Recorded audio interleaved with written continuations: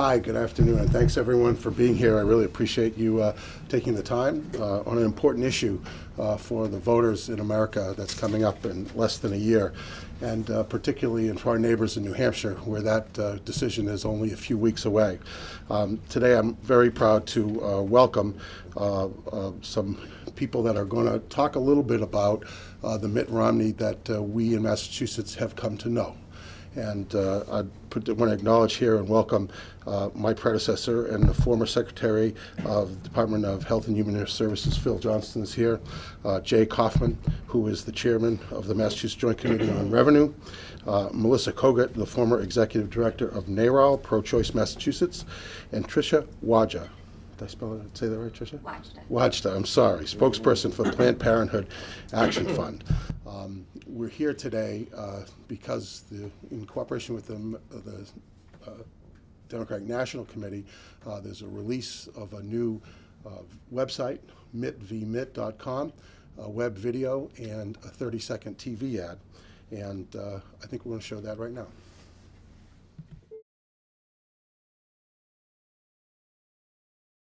So Mitt Romney's a flip-flopper, no news.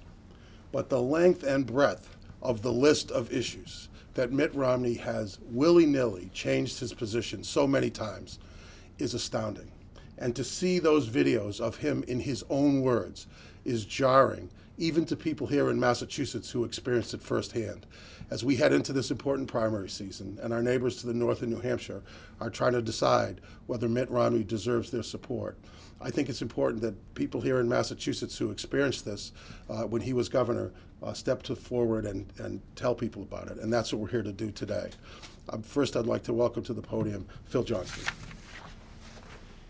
Thank you, John. It's good to be here with you and my colleagues to talk about Mitt and his reign here in the Commonwealth of Massachusetts as governor.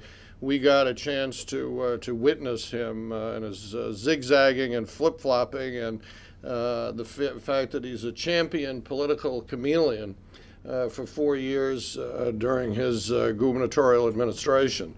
You've got to admire somebody who can sound equally sincere, giving contradictory positions on a variety of statements. He apparently thinks that this is acting, or that running for the presidency is like being in a movie.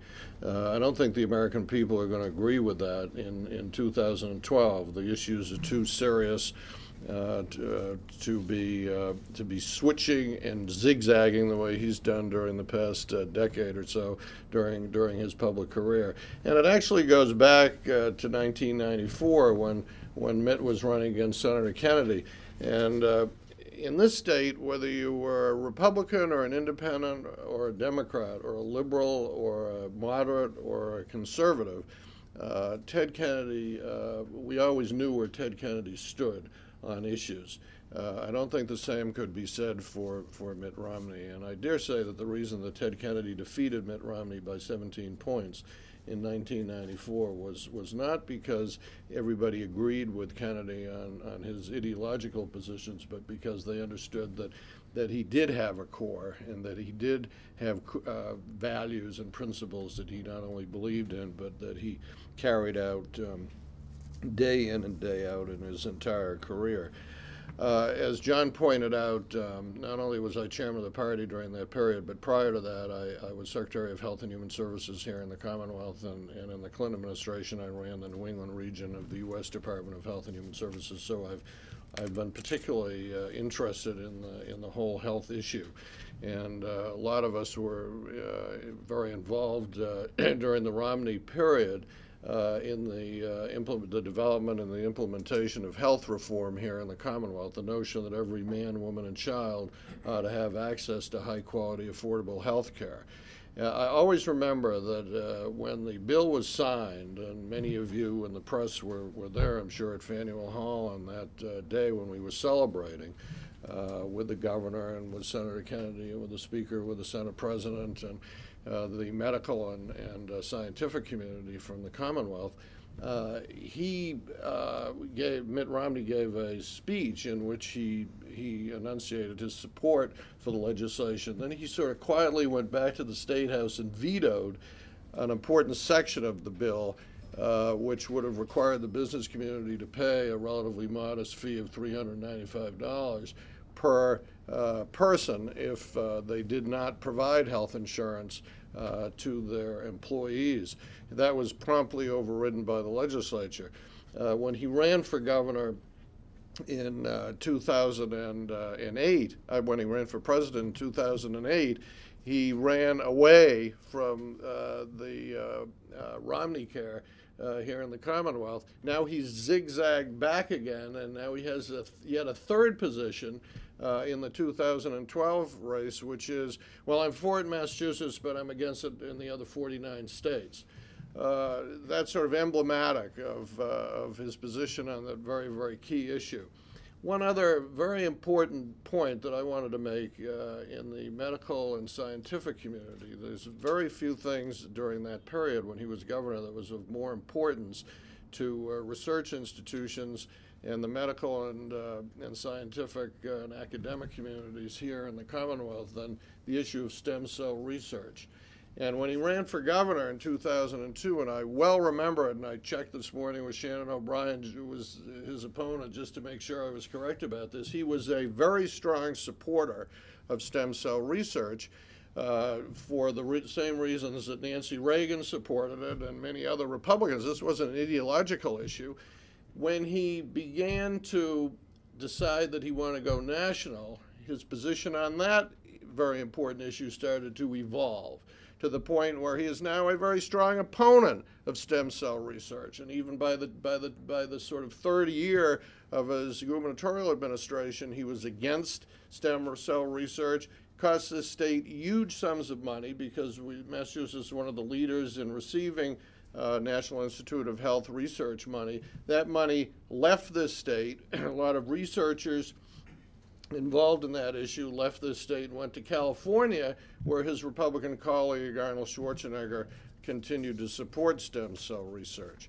So the question here about Mitt is really not what people who've served in a legislative body like Jay and I occasionally had to, for various reasons, in order to get legislation through that we wanted to get through, had to make certain accommodations. These are core values, core principles, and the question is, does he have any core values or any core principles? I would suggest that the record is pretty clear here in the Commonwealth, and that is that Mitt Romney, as he's running for the presidency once again in 2012, unfortunately is a candidate without any core. I'll turn it over now to a very distinguished member of the legislature, Jay Kaufman. Thank you, Phil. Thank you, Jay. And thank you, John. Yeah, thank you. You know, those of us standing before you, advocates, legislators, public officials, citizens, we are all struggling with the fact that so many of the citizens of this Commonwealth and of this country are just turned off to politics because we can't quite trust those guys in office. Mitt Romney's People's Exhibit #1, why they are right not to trust us. We've seen him flip and flop and flip and flop and go back and forth any number of times. He apparently is willing and has the skill to say whatever is appropriate for the moment and for the audience he's speaking to. That's a remarkable skill, but not something that I admire or that we admire in our leadership, in our political leadership, or in any other form of leadership. A couple of quick examples. You've seen a great deal already. He was very proud of the health care reform until he was no longer proud of the health care reform. He was very proud, and I give him a lot of credit for this, when he assumed office, that we were going to close some of the corporate tax loopholes. And we actually did that with some of the low-hanging fruit, and then he ran away from that. He took the no new taxes pledge, and then after having said that he was opposed to it because it was bad policy as well as bad politics. We came to see Mitt Romney as the guy who would do whatever he needed to do to please the audience, to satisfy the needs of the moment. That's not what we want in the way of our leadership in the state. That's why he probably would not have won re-election had he run for a second term. It's certainly not what we need in the President of the United States in these troubled times.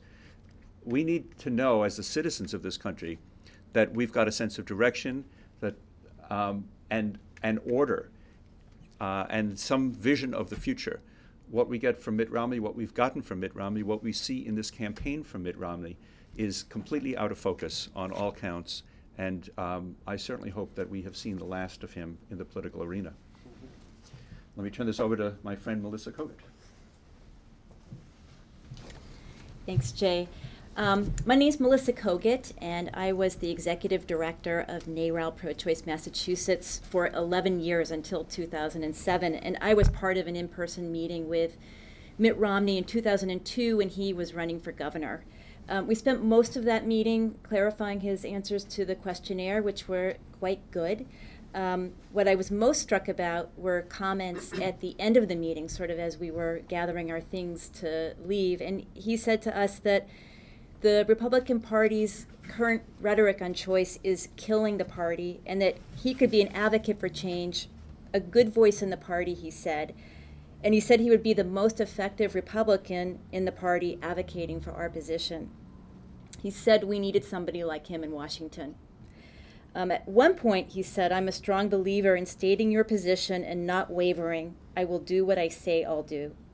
We left our meeting feeling pretty encouraged, and he asked us to be honest about him if we were asked, and to say that he was perfectly acceptable on the issue. So soon after he became governor, it became clear to us that he was putting his ambitions for the White House ahead of his promises to us. As somebody who heard his statements in the meeting asserting his commitments to the position of reproductive choice, I was beyond shocked to see what his positions actually became. And the reason I wanted to be here today is that we here in Massachusetts know Mitt Romney best, and I want to be able to share what I saw firsthand. Thanks.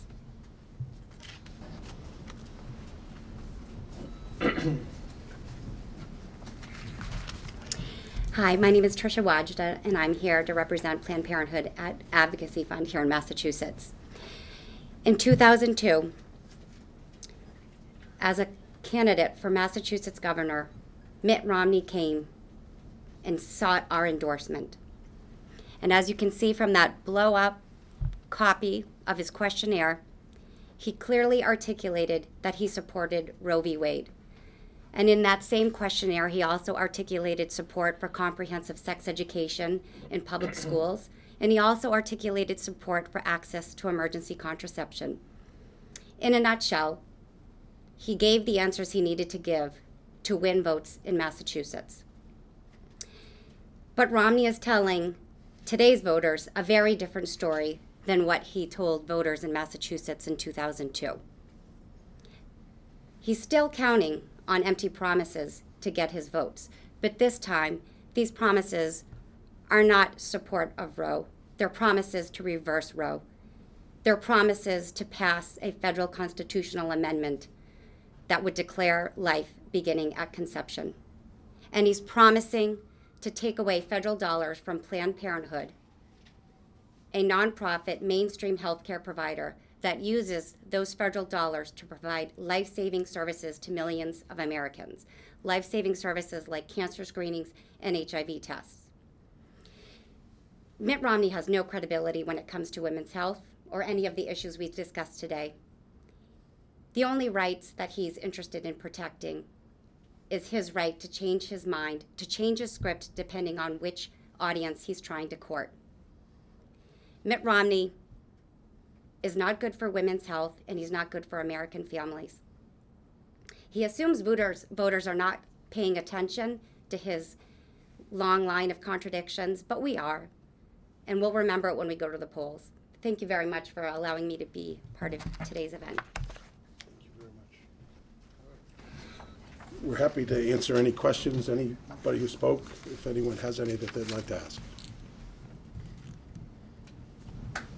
Isn't it, I mean, it's easy to go back, look at any politician who's been out there for a while and go back and find positions where they've evolved or changed over time. You could probably do that with Ted Kennedy if you look far enough back. So what makes this different? Why is he different than every other politician who's changed their mind on issues over time? I think to begin with, it's the length and breadth of the list of issues. The consistency of his inconsistencies is what really makes Mitt Romney unique in that sense. certainly people do learn and change over time. But Mitt Romney, on issues of basic principles, has consistently abandoned them. And the only pattern is for his immediate electoral benefit. And that's what happens. Jay, please, sir.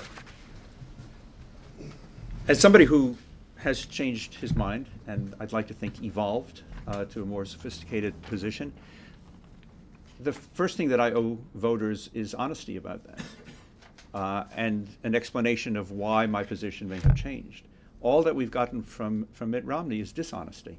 He runs away from positions but doesn't acknowledge it, and doesn't quite get that you can't say X and not X in successive paragraphs and not have to explain that away. There's just nobody home when it comes to his core positions, and we see that time and time again. And I think that the voters have a right to expect, have a need to expect, a certain amount of straightforwardness and honesty from people that put their names forward for our consideration, and we just are not getting that honesty. As somebody who worked with candidates running for office for many years, we saw candidates' positions evolve on the issue of reproductive choice. But Mitt Romney wasn't a young man when he ran. He had run for office before. In 1994, it was a key issue in the race when he ran against Ted Kennedy. He knew that he needed to be pro-choice when he ran. And when he met with us, he knew that he had to be pro-choice to win in Massachusetts. It was conventional wisdom that you had to win statewide office. And he was emphatic about his positions. I mean, we were already getting up to leave, and he was really trying to convince us that we needed his voice in Washington, that he was going to be a good voice in the party. He was even thinking about Washington then. And then it was so soon after he got elected that he completely changed his tune, and he was laying the groundwork even then to run for president. He just completely switched what his position was, and it was shocking.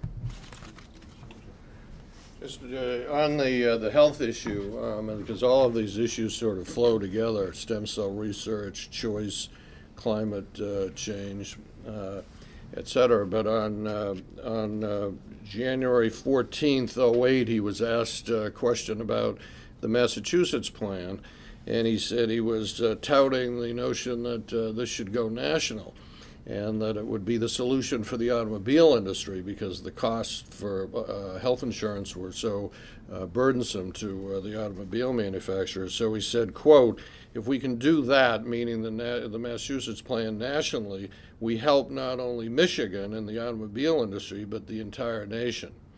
2 weeks ago, on October 18th, he said that it would be wrong to adopt this as a national model. Which is it, Mitt?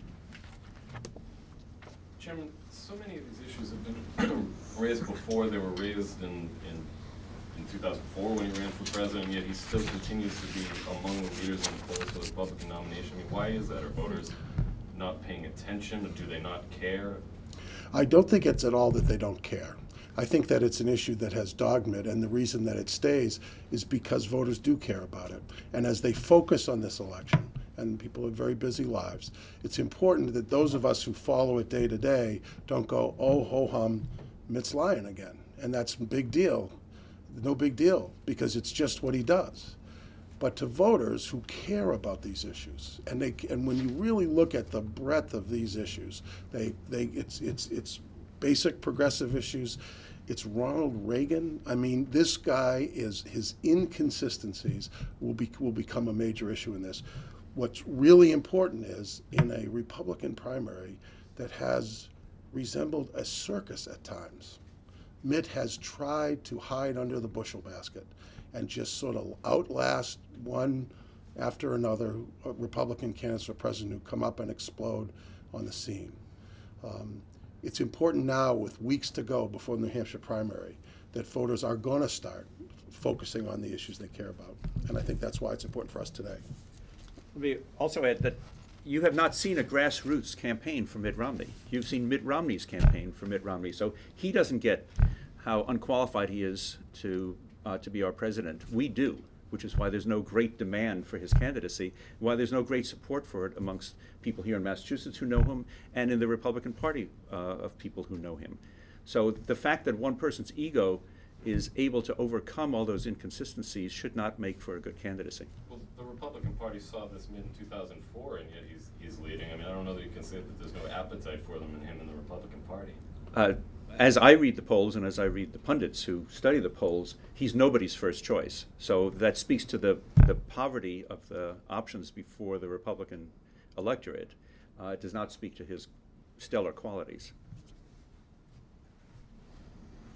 But the voters are going to be given a choice in November between President Obama, who admittedly was dealt a bad hand, and has had a tough time trying to dig his way out of the terrible economy that was left to him by George W. Bush. But he knows who he is. He's comfortable in his own skin. He's a man of conviction. He's a man of core values. And the American people are going to see him matched against the person that we've been talking about for the past 20, 25 minutes here, and against the man that we all saw in the Commonwealth of Massachusetts as a governor without core convictions, without core values during his 4 years as governor. I don't have any question about what the outcome is going to be. Any other questions? Anything else on Romney? Great. Okay. John, can we get you on Questions on any other topics? John, can we get you on Barney?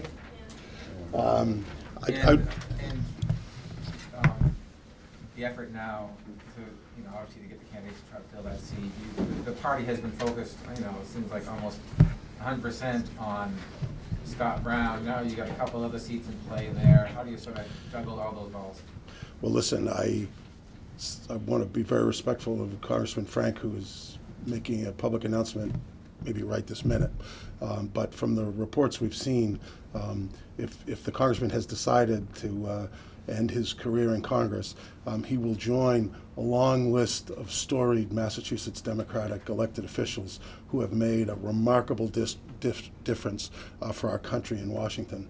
And Barney's leadership on financial reform, on economic and social justice issues for so long is remarkable. But for the people he represented, if you ask them what Barney Frank was all about, the fishermen in New Bedford would tell a story that's local. And the economic development programs throughout his district that he fought for, his relentless focus on local issues and representing those local voters in Washington is going to be missed. I think that on the second part of your question, it seems like we focus exclusively on Scott Brown because there's so much there. But I can tell you that a lot of my time is really focused up and down the ticket on state reps races and legislative races. We anticipate this is going to be an exciting election. There's going to be races from the top of the ballot to the most local, and I think it's going to be important because the voters in Massachusetts are going to have an opportunity to really understand what the only issue of importance in this election is going to be. What kind of country do you want to live in? And Barney Frank's district is emblematic of that. Barney Frank was supposed to be in trouble last time because he was a guy who stood up for what he believed in. He blew away his opponent by 10 points. We'll be ready for the Senate race, for the congressional, for everything up and down the ballot. Really looking forward to it. Do you expect to scramble for that seat? I mean, it's, an open seat doesn't come along. Well, on our side, that's how we do it, right? We have a fight. Democrats choose their nominees by contest. It's a contest of ideas, a contest of strategies, a contest of resumes, and I suspect, although it's very early, I don't think anybody in Massachusetts was anticipating this announcement today. But I imagine in kitchen tables this evening and on conference calls throughout the next week, there will be plenty of very qualified, able Democrats who will consider this. I suspect will have, the Republicans on the other hand, I think they go off to a private club somewhere and decide who's going to get it. So I understand there's a woman running already. She's a school committee woman from Brookline, and she secured the endorsement of last year's candidate, so we'll see whether she's going to consolidate it or whether we'll have more to come. Are you concerned that the way that the district has been redistricted is a little bit tougher for Democrats this time around? Well, I think the key word I'd take out of your question is a little bit tougher. I mean, it is, this is a district that had a very strong Republican drive last year. And a lot of money came into this district from all across America to defeat the icon of Barney Frank, and Barney Frank prevailed by 10 points. the district may be slightly, I mean, depending on how you look at it, by statistical measurements, it's still the third or fourth most Democratic-friendly district in Massachusetts. I think that our candidates will be better than their nominee. I think their ideas, and I think the ideas that they're going to. Here's the basic question for the voters in Barney's district: are they going to send reinforcements to John Boehner in Washington, or are they going to send someone who's going to represent the values they care about? John, with the death of Ted Kennedy and now John Olver announcing his retirement, now Barney Frank retiring, any concern about Massachusetts losing clout in Washington? You know, I don't worry about Massachusetts losing clout because we have a constantly refreshing list of strong, able candidates. The piece I worry about Washington is to make sure that we continue to send the kind of representatives to Washington, D.C. that Ted Kennedy and John Oliver and Barney Frank represent. And by the way, those Democrats who are running for re-election. That's where we need to work. I think that's going to be an important piece for us. You heard you got any calls yet from anyone yet?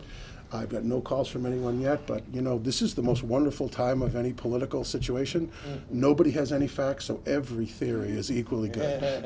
So I think there are lots of people who are thinking, and you know, as I say, I haven't talked to anybody directly, but I expect we'll have a number of people that'll be taking a hard look at this. Supposedly, District Attorney Sam Sutter is in the race. Can't comment on that. I hadn't heard that. Does the DA live in the district? I think he lives in New Bedford, which is in the 9th district. now. It was being reported, so yeah. I haven't heard. Sam Sutter's a good DA. He's done a good job in Bristol County. He's been a leader on a number of issues.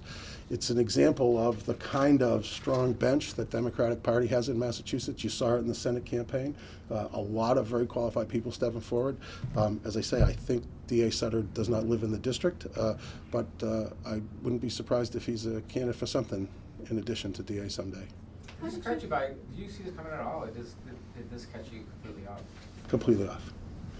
I mean, listen, of course, working in the Congress under John Boehner's leadership cannot be fun. And it's got to be a difficult drudge every day to go in when you care about things so much. Barney has had a long, fruitful, positive, and effective history. I'm sure he sat down with those closest to him and decided this is the time to move on. But I don't think anybody knew it other than him. It probably was a very personal decision. Mr. Johnson, can we get your thoughts on Mr. Frank's decision? Well, Barney and I have been friends for 40 years. He and I go back to the early 70s when he worked for Kevin White, and we served together in the legislature for a long time. And I can remember going to Newton and working my butt off for him in 1980 when he first ran for the United States Congress. And I think he's a uniquely important figure in not only the Democratic Party, but in the Congress and in the politics of our country, because he, unlike Mitt Romney, is somebody who does have core values. He's somebody who does have principles that he's remained steadfast to all of these 40 years. And as somebody who's spent his career in human services, I can tell you that Barney, I've always valued Barney most importantly, not for what he did on the banking issue, not although as important as that was, not for what he did and he's done in terms of gay and lesbian rights, as important as those acts are, but he's always been there for poor people. And when he was a member of the legislature, he was probably the most articulate voice on behalf of the dispossessed in our state, and as a member of the Congress, he's been one of the most important voices for poor people in the Congress. And at a time when there are a whole lot more poor people than there were a few years ago, and at a time when people in politics and in government are very wary of talking about poor people, he's been an important voice. And so I think we're going to lose that important voice, and all of us ought to be very sad about that today.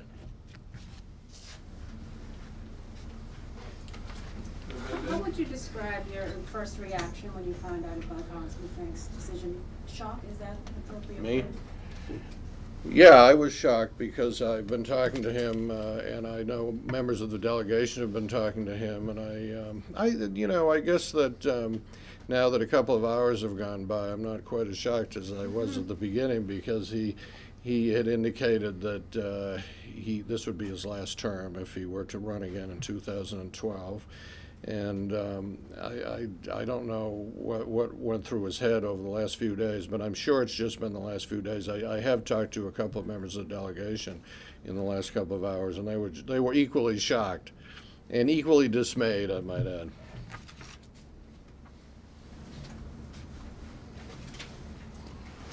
Great. Thank you all very much. Thanks.